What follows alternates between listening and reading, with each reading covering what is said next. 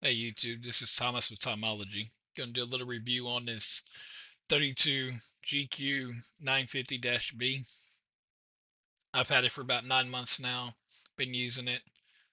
To me, it's one heck of a monitor. HDR 1000. Let's go to specs here. All right. I'm gonna go with a couple.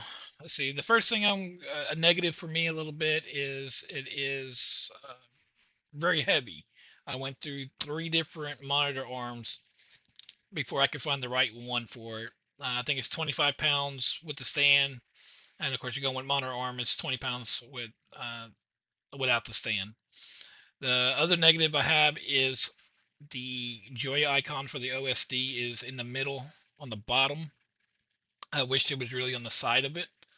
Uh, the other negative, which is my biggest negative or biggest gripe with this monitor, which ain't gonna stop me from using it though, but my biggest gripe is it gets hot. It gets pretty toasty. Two HDMI 2.1s, get 120, works perfect on the PS5. I don't have an Xbox, so I only know about the PS5. It's a really good monitor. Uh, I'm new to content creation, and the DCIP is 98%. It does all my color needs. I started with a Samsung G7. Then I went to a Samsung G8. Actually, I tried the Samsung G8 twice, and that screen was just horrible on it. I'm talking about horrible. This is the ATW screen. It does have a slight orange peel to the screen. It's not bad. It doesn't stop anything. Um, doesn't stop the image quality at all on this monitor. The LEDs aren't that bright on the back. They do light up if you're in a dark room. They'll light up a little bit on the back wall. I have LEDs behind all mine, so I'm not really worried about it. Has a lot of features to it.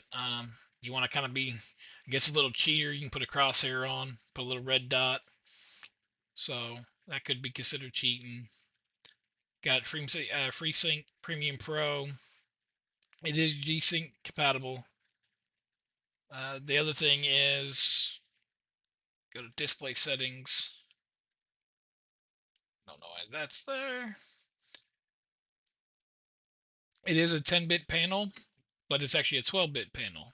So if we go into NVIDIA, so we can actually change it to 12-bit. It does recognize it in full RGB. So let's see here, 12-bit, apply.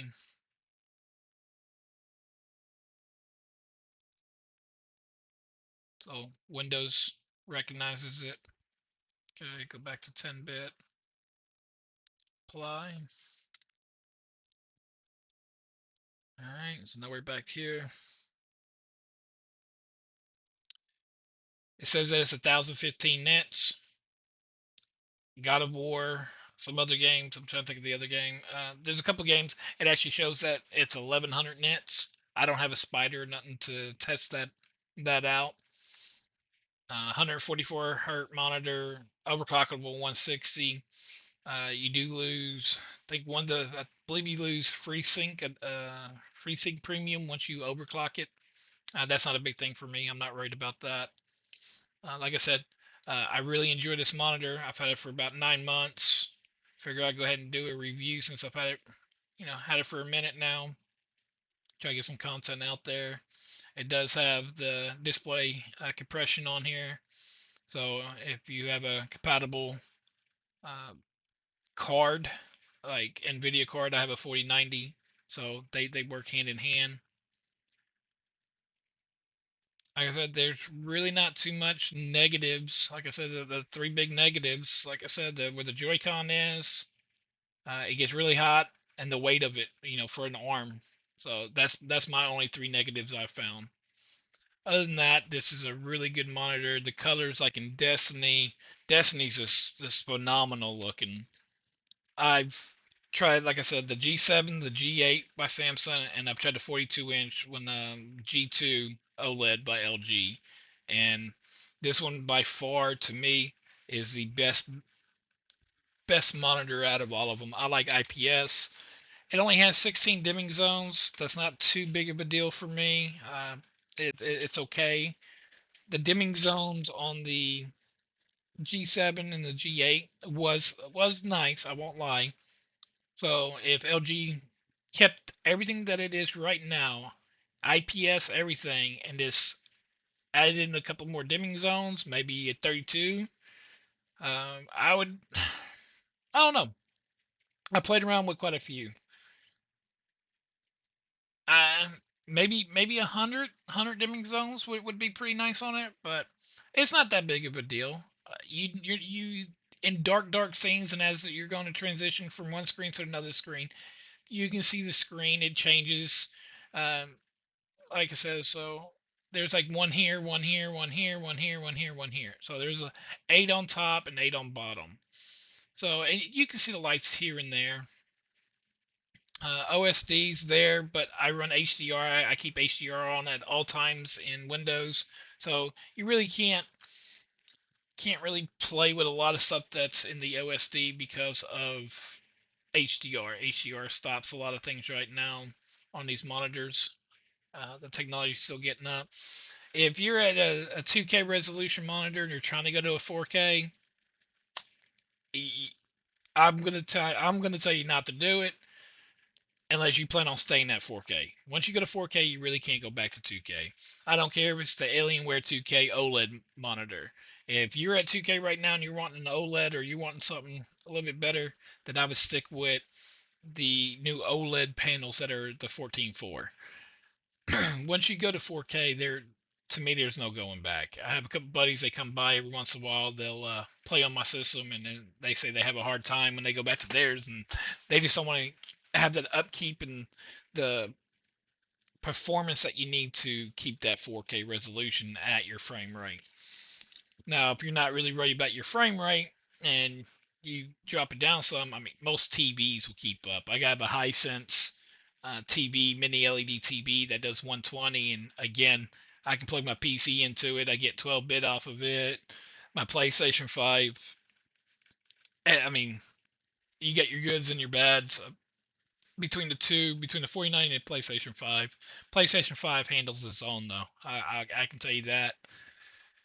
If I would have known the PlayStation was handling itself so much, I would have never gotten my 4090. I would have just kept my old 3090 that I had and had my PC, and then just got the PlayStation and didn't upgrade. The PS5 really upkeeps, but this monitor is good for it. Like I said, not too many drawbacks at all. Got three drawbacks. I am going to do an extension video. Will be added in just a little bit in this video.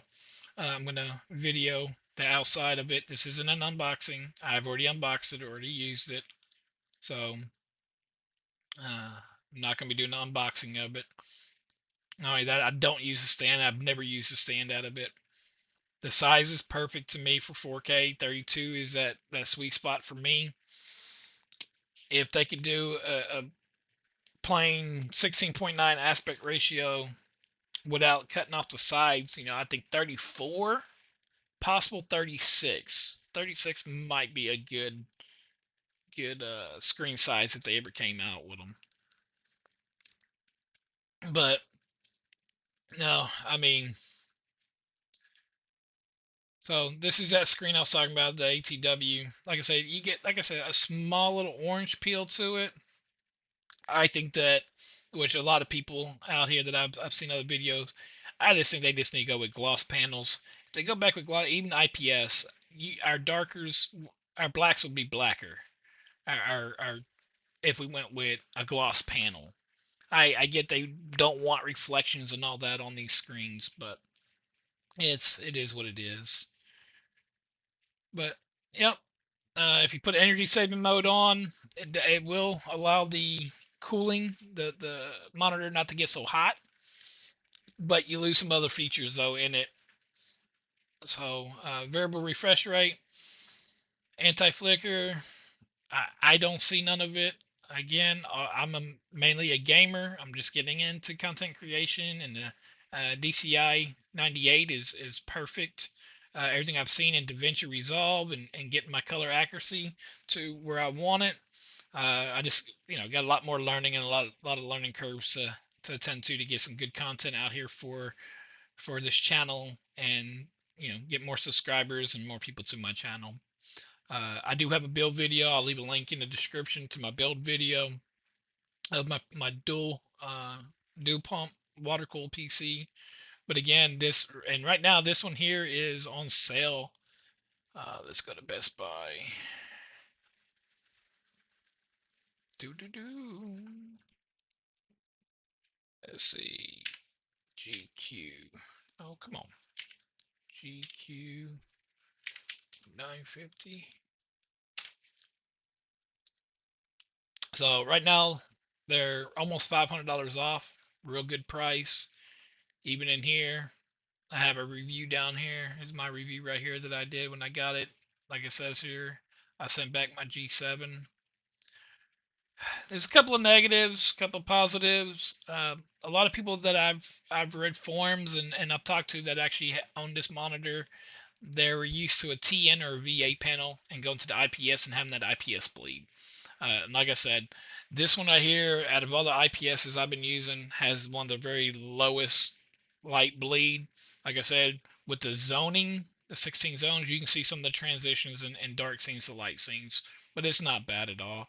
So when you're in your game, there's a lot of that you don't even notice. But the HDR 1000, it's spot on. And like I said, even in Windows show. Oh crap, wrong button. Windows shows it.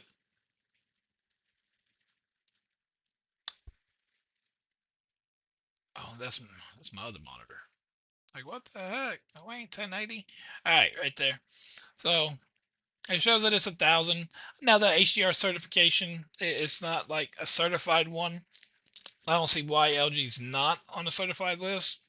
Um, Again, I don't have a spotter. I have nothing to do a lot of the calibration testing or to really calibrate this. This is just straight out the box, my own calibration, and the only calibration that I do on all my monitors is NVIDIA control panel. And NVIDIA control panel, I love contrast. Contrast to me is the biggest one for me. I keep the brightness at the normal, contrast goes up, and my digital vibrance goes up.